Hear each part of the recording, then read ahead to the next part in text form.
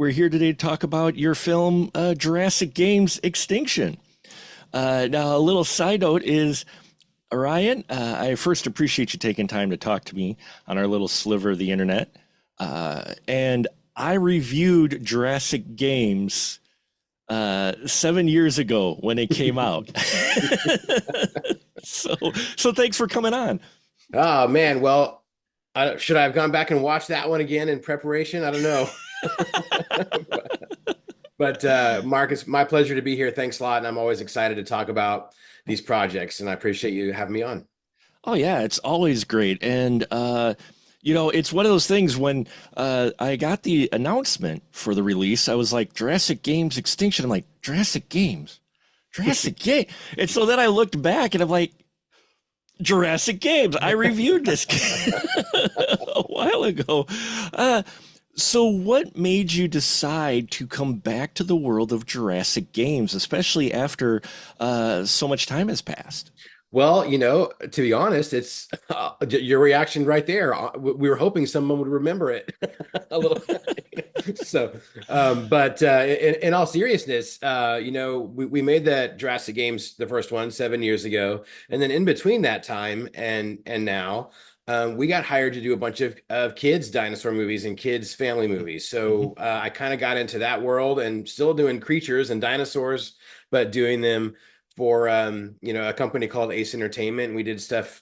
We did Jurassic Pet 1, 2, and 3, and we did a story called Rufus, which was about a little digital mouse rabbit guy, and we did a Casper knockoff called Ghoster, and so we just did a lot of those types of projects. And finally, a couple of years ago, and I had a lot of fun doing those. I love doing them, and I learned a lot, and it was a fantastic experience for us. And then we got the opportunity to come back to what I would say is kind of our roots, or come back to do something that I was I don't know, my own story with my own company, doing it. And so we were thinking, what can we do?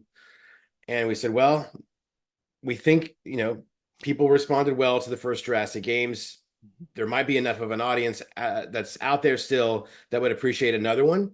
So instead of like starting with a brand new something that no one had heard of at all, we said, oh, let's just see if we can, give something to people who enjoyed the first one. And that's what Jurassic Games Extinction is. Yeah, I did actually enjoy Jurassic Games. I was impressed, especially for the scope and ambition that you wanted to do Jurassic Games, because I know that I also saw Gremlin, by the way. I saw Gremlin around that same time, your earlier work, and I appreciated the ambition, especially for Jurassic Games. And while I recognize, true, the budget that wasn't quite there for maybe some of the effects, I liked a lot of the stuff that you did there. And now with Jurassic Games Extinction, technology's come a long way, especially for indie films and such. And did you find it was easier, and were you able to improve on stuff that you maybe wanted to improve on from the first game? Yeah, I mean, you're right. I mean, technology has gotten, I'd say more accessible, Right. and Yeah. and computers have gotten a lot faster too, over that time. So, with us being able to utilize stuff like Unreal Engine for this next one, I was using basically the same amount of people, on our team, which wasn't very large at all. But with the small group, we were able to use, the real-time game engines and Unreal Engine, that kind of stuff to kind of pump out more shots and crazier shots in a shorter amount of time.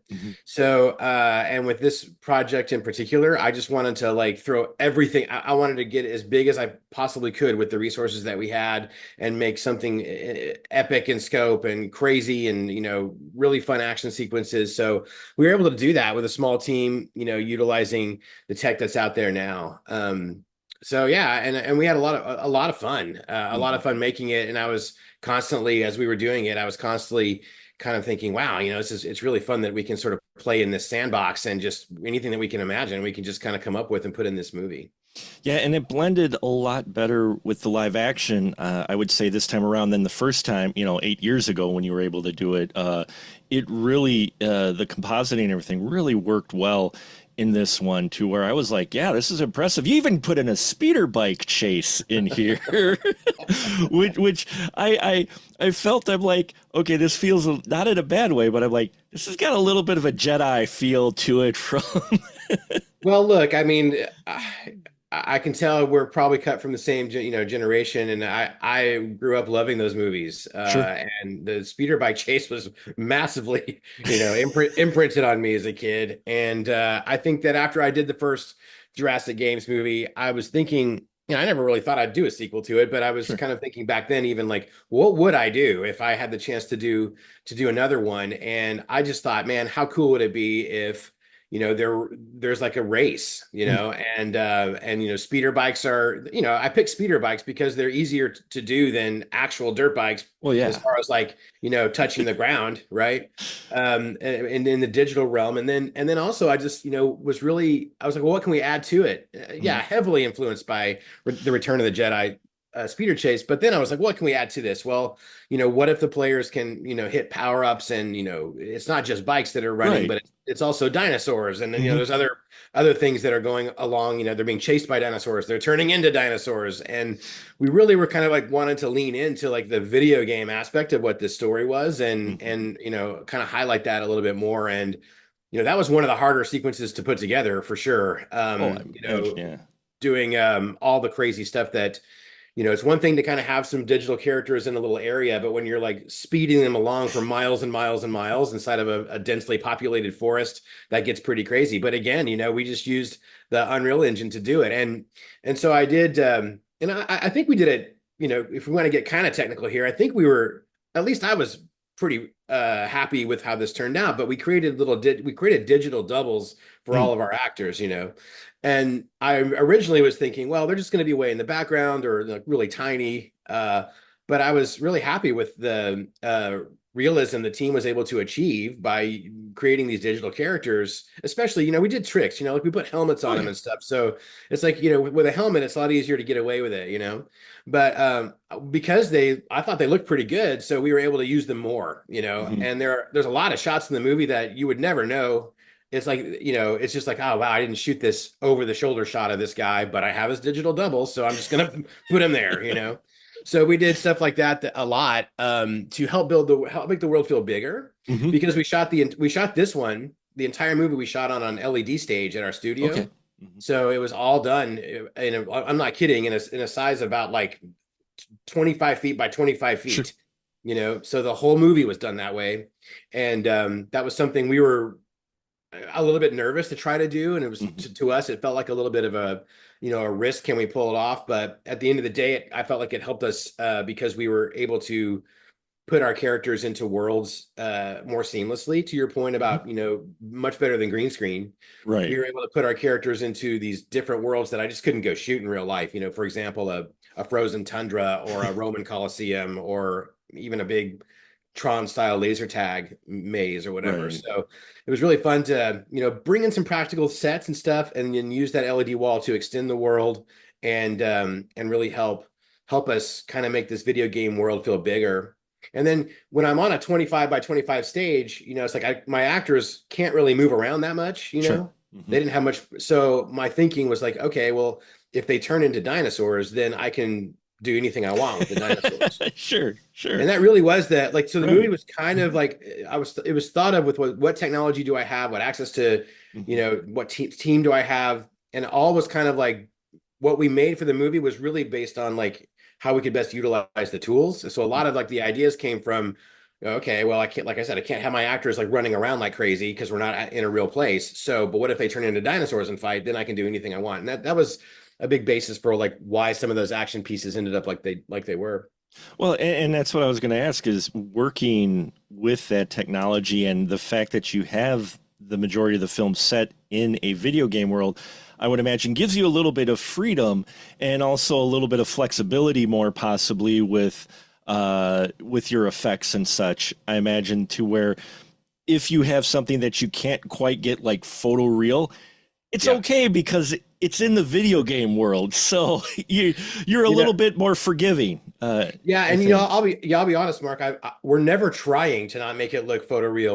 Oh, right, right. We're always Hmm. trying to make it look the best that we can. But to your point, in the and you might have even touched on this on your review of Jurassic Games when you did it years ago. That like people would have said in well, hey, I can kind of forgive the effects of this movie because it's in a video game world. Right. And at the time, I was like, okay, sure, if you say It's so, because it wasn't necessarily intended. I mean, we're trying our hardest to, you know, right. uh, to make it look as good as we Hmm. can. But to your point, going into this one, like I said, I kind of wanted to lean into it more and just like it was like, hey, well now if we feel this way about it, then I don't feel as restricted, and I think I could just do anything I want Hmm. inside of this video game world, and hopefully the audience has the same kind of like suspension of disbelief in that way. Sure. And you do have that. I mean, some of the footage in here and some of the scenes in here just were. I was like, wow, okay, that looks really good. Because, and it's no slight. I love independent films. I've had a chance to work on a few. I fully recognize certain restrictions you may have, even with all the tools at hand. So for me, watching it, I go, okay, I get it. But in this one, you really the especially with that Unreal Engine, it really looks sharp. Especially that arena battle that you have at one point in here looked fantastic. I loved that sequence, and I'm not going to give any spoilers away, but the sequence near the end when they use one of the special power-ups they had been holding on for most of the game, that whole sequence, I was just like, oh, but I'm a fan of the old school. I like you said, we're cut kind of from the same cloth. I come from the old '80s genre stuff where, they were doing a lot with a little. One of my favorite movies is Robot Jocks. I love Robot Jocks, and if you're familiar with that, they used a bunch of miniatures and Yeah. smaller budget, and it looks amazing for what they had, what they did, and here, especially your effects, which you were the VFX supervisor on, as well as writer and director, wearing those many hats. I thought they looked really well and really sharp, especially in some of those battle scenes. And I can see the advantage with turning people into dinosaurs. You you have a little Yeah, bit more and leeway. yeah, for sure. And our actors were kind of like the guy who played Tucker, is a great friend of mine, Adam Hampton, and he was like, man, he read the script and he said, I just don't know. I guess I want to like punch people, and I, I don't love the idea that I'm like turning into a dinosaur and then going away, And Yeah. I was like, well, hey, don't worry about that because it's not really written in the script, but I'm gonna do sort of this Iron Man style, Yeah. representation of like the guys controlling the dinosaurs, so that we can connect the human emotion and aggression to the dinosaurs that way. And he said, oh, okay, well that'd be cool. So we literally just like shot all the actors with a black background and just had them like, okay, now roar and Hmm. laugh and scream and act like you're getting hit and act like you're throwing a punch. And we just did a bunch of different things. And I had a library of those reactions, and there were some dialogue lines, but mostly it was just like ugh, and stuff like that. And then we cut that into the movie, and that, along with the talent of our animation team, who I thought did a Hmm. really nice job of helping which dinosaur is which person. Right. I thought it really was, in my opinion, pretty successful. With like, one of the biggest things was, are we going to lose track of who is who? But Hmm. I don't think you do, and I No. think it's pretty easy to to get the gist of what's going on within those action sequences was something we were really trying hard to accomplish there. But you're absolutely right. I mean, it's a really small team with the resources we really had were just our computers, our Hmm. stage at our studio, and just a lot of imagination and kind of willpower to push this thing across the end to the finish line. And I appreciate the kind things you're saying, because when I'm not writing and directing, I'm a visual effects artist. And so for me to, feel like that, really for me, it's just like, I want to tell this story and I want people to be able to enjoy it. And I know that when we put something like this out there, a lot of people are going to like compare it to, you know, Jurassic World and other things. And, and on one hand, I'm like, that's really cool that we're being compared to those things. And Hmm. on the other hand, we're literally dealing with like 1/millionth of the budget. Yeah, exactly. Although, some of your shots, as I said, now with the way the tech is, some of the shots in that, there isn't that much difference, at least based off of like what I saw in the trailers for the most recent one. I'm looking at that now, and then I saw some of some of the scenes you have going on here on. I'm like, there's very little difference as far as quality in that because, especially when you're dealing with the entire CG complete shots where you don't have live action, you just have your CG going on. There is not a lot of huge difference anymore, and I try to distinguish that to people, especially when I do reviews. Which my review for Extinction will drop later this week. Which spoiler, I enjoyed this one as well. So there Thank you you. go. Thank you so much. I I appreciate had that. I had fun with this one as well. It's one of those things where I try to put in perspective going, look, for what you're doing, it's ambitious and you accomplish a lot here if people, don't realize that. But I also stopped rating independent films a while back in giving them like a star rating or whatnot, because the minute you do that, people start comparing that to like the big Hollywood films and like, Yeah. oh, you gave this film 3 stars, but this is a 3-star film and this looks a lot, and it's like, well, that had, like you Yeah. said, 100 times the budget of this one, so I think it's in context as well that some people have to approach films. Now, speaking of context, how did you approach and get your original actors back after especially this amount of time to come back to the world of Jurassic Games? Because you got your 3 principal performers back. You got the very talented trio there, Ryan Francis, Adam Hampton, and Katie Burgess back. Well, okay, so Ryan Francis is not he's kind of playing the part of the host, but in the first movie that was Ryan Merriman, so it was a Oh, different different Ryan. Ryan. My apologies. A Different different Ryan. Ryan. And they're Uh, and they and they do look very similar and they okay. act very similar, but it's My not the same. apologies on that. I got Yeah. it. My Ryan's crossed. Yeah, it's okay. Not yeah, there's a lot of Ryans going on in this thing. That's okay. Uh, But yeah, Ryan Francis is great and he plays the host and Adrian, but and then Adam, who we talked about a minute ago, who plays Tucker. I mean, we've been friends for a long time. We're always in contact. We're always supporting and helping out with kind of looking at each other's sure. projects as we're going along. So when I started talking about this, he was just like, "Yeah, man, I'm in. Just let me know."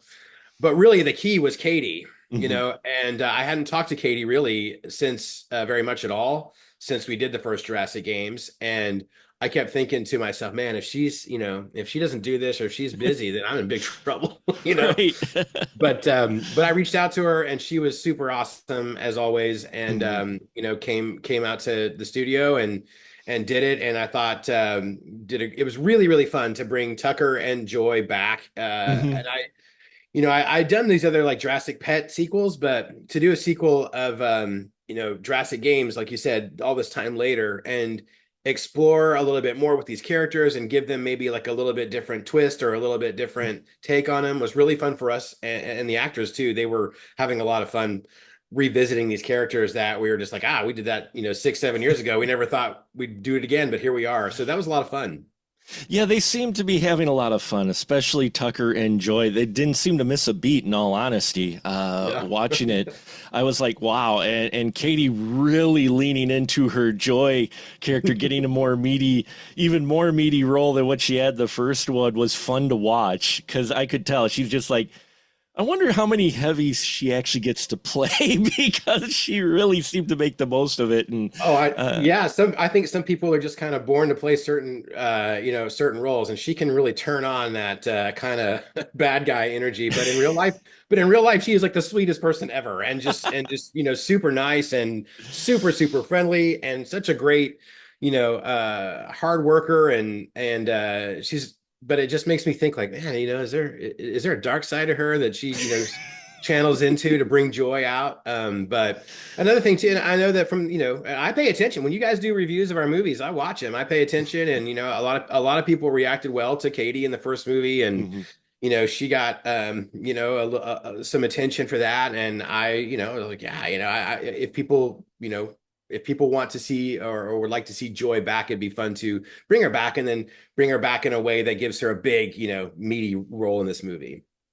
Which you did, and it was just fun, yeah, because she, especially her, and Tucker, the two characters, the banter back and forth between Adam and Katie, I think really was one of the things in Jurassic in the first one that I think maybe appealed to a lot of people. I know I enjoyed those scenes. So to see them get that chance again and really, again, not miss a beat, it really felt like it was just right after the events of the other one. So they really fell into those characters quite naturally. So that was nice to see. Well, and if someone's watched the first, and you know, I don't really think you have to, and maybe you could talk this a little bit. Like, I don't feel like you have to have seen the No, first one to watch the next one.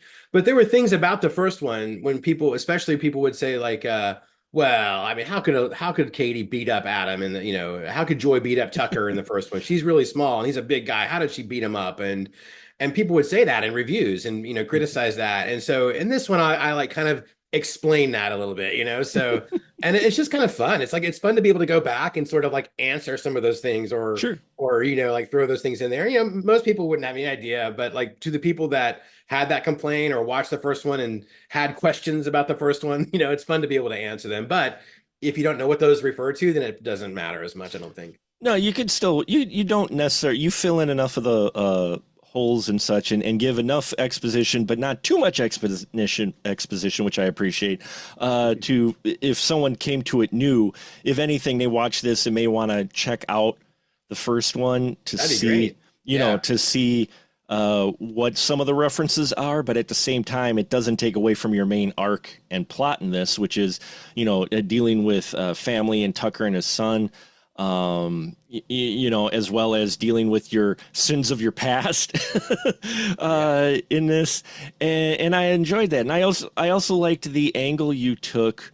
Again, not too much spoilers, but there's an angle you took with a group of characters that were involved in the behind the scenes of the game, and you have a bit of a theme in there of folks taking responsibility for something they may have created and how you know certain people handle that, and I appreciated that theme quite a bit. You know, were you working on that? Were you trying to say a few things with this film besides making a really cool dinosaur action film?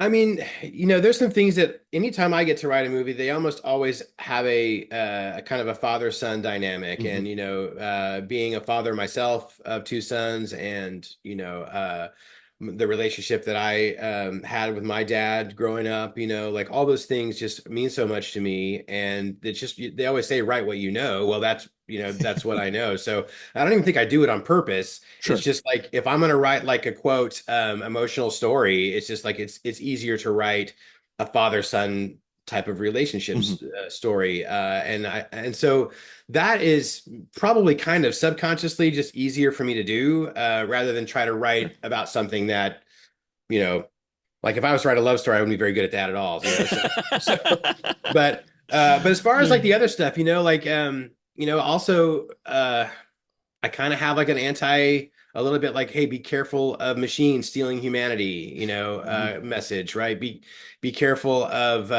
you know, yeah, and a little bit like how do you deal with, you know, realizing that your creation is actually a problem, you know, and you know, and how do you deal with that? And people who are good that maybe have been kind of like been made to realize through the course of events that you know what I've been doing is harmful, and then so Mhm. what do they do? And I think that's really interesting stuff to explore. You know, on one hand, it's you know Adam again makes fun of me because he's like, you know, Ryan, that's just like you, man. You know, you're gonna have me like crying to my son in one scene, and then the very next scene, a T-Rex straps on a cannon and starts shooting at us. You know, and I'm like, hey, yeah, what's Yeah. wrong with that? What's your point? You know, but I but yeah, I think that's all those themes there are Mhm. you know things that I don't try to get like super heavy handed with it because at the end of Sure. the day we're like dinosaurs shooting lasers, but to keep it interesting for me, I try to weave in things that help Mhm. keep this story interesting and hopefully keep the audience interested in the characters.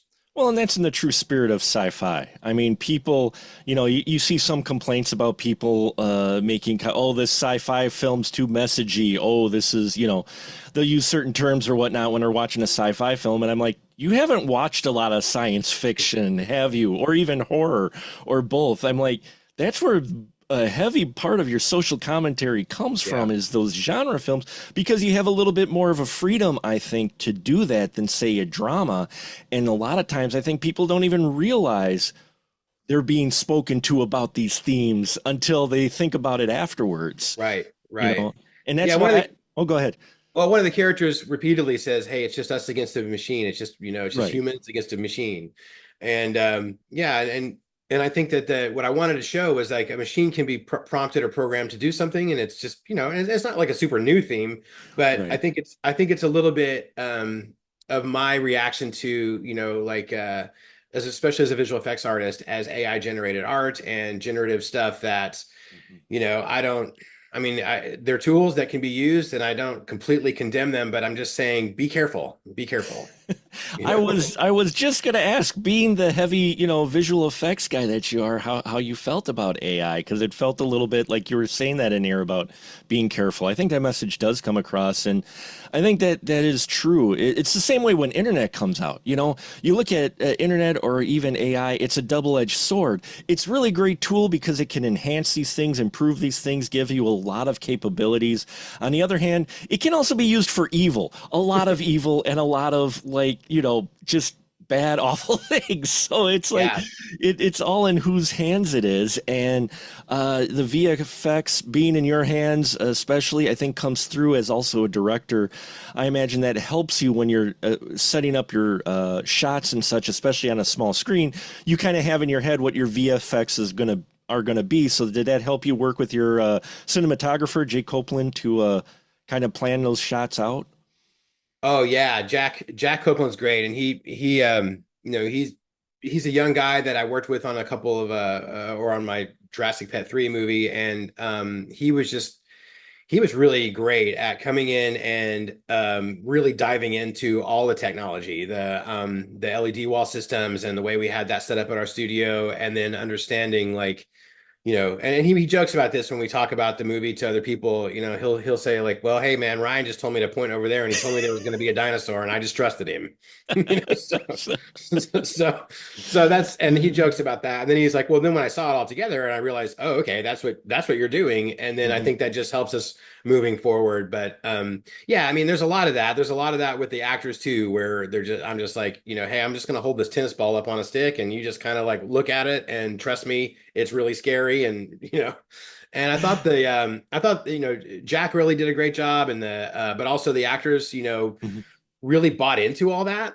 And so I felt like that, when I was starting to put the movie together in post, I was like, wow, these actors really believed it and bought into it. And so I can make they're not like betraying the big actions I want to do with the dinosaurs, Sure. and there might have been once or twice when I would say like, they'd give me a reaction to the tennis ball. And I was like, it's going to be a lot scarier than that. you know so, and they did great, so that's a lot of the fun of it. Mhm. Yeah, and but as far as the AI stuff goes, I think we just need to kind of see. I can kind of proudly say that like we didn't use hardly any, if at all, Mhm. on this, and it was all done by artists, and everything was created, you know and then painstakingly over the course of many Right. months, put together to create this. And it's just really interesting because some of the comments on like our trailer or whatever would say like, oh, this is just AI, and I'm just like, wow, what a it's almost like they're doing it as like an insult. And I don't like to typically comment back, but I just feel like on that one I'm like, no, this is real people doing it, so it's Uh, fascinating, and we'll see like how this affects our projects and our work as we go forward. But I mean, honestly, I think there's still people just kind of are assuming there's a magic button that you push and then it could create something like Jurassic Games Extinction. And I just, as a guy who does it all day every day, I'm like, maybe certain aspects or certain things can be done to help, but it's like it's not what you think, as far as like I could just tell the computer, make some dinosaurs battle in a gladiator arena, and then it pops out what we ended up doing over months with human artists. it boils down to everyone has a 4K camera in their pocket now, so anyone can make a movie. But at the same time, you still have to have a bit of a skill in your storytelling or your visual effects to where, sure, anyone can create the AI, but I think you need that human element of creativity still in there. You need that skill, that raw, attachment emotionally to what you're working on, that comes through. and improves what you're looking at. Because I'm watching videos now and I go, no, that's AI. But I looked at yours and I'm like, no, they did visual effects in here. I didn't think once that you had created something with AI, maybe used it as a tool to clean up a shot, say, hey, help take out these lines or whatnot. But to create your creations, everything felt like it was coming from you and your artists. And I think that comes across, as does the fun. I think this is a lot of fun. It's fun to see sequels, especially for indie films, because I can see what you did in the first one and where you went with these, to see that progression. And that's always fun to watch as well. So I appreciate your film and your time, sir, taking to talk about it. And is it out on streaming now? It is, yeah. You can basically stream it anywhere that you can rent or buy streaming movies. You should be able to find it. Amazon, Apple, wherever. And then on the 22nd, I believe, of July, it'll come out on DVD and Blu-ray, which I'm super excited about. So I hope that I don't know if I could see, but I hope I could see it on your collection back there. I will have it in the shelf amongst my other Jurassic films that I have on here. Very cool. Very cool. And where can they follow you, real quick? Where can they follow you at to keep up on your projects? Oh, I think Twitter or X and Facebook or and Instagram I hang out the most. There's only one Ryan Bellgardt out there, so if you just that I've met. So if you just want to, Ryan Bellgardt, Twitter, X, Facebook, you'll find me.